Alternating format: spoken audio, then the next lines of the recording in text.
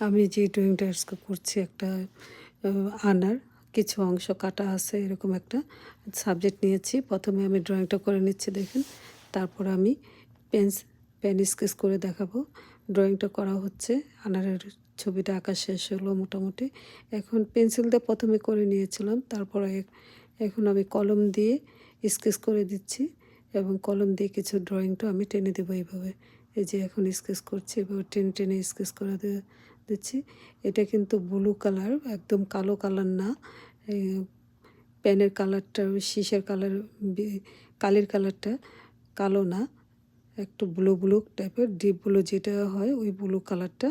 দেখেন এইভাবে টেনে টেনে দিয়ে করে দিচ্ছি। এই তো এখানে এইভাবে হয়ে গেল,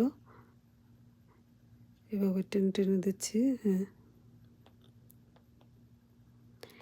এই তো ব্লু কালারটা এইভাবে টেনে টেনে দেওয়া হচ্ছে।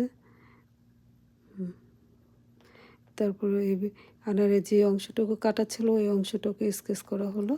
তারপর আনারের সমস্ত গাডার মধ্যে স্কেচ করে দিচ্ছি, এভাবে টেনে টেনে স্কেচ করে দিচ্ছি।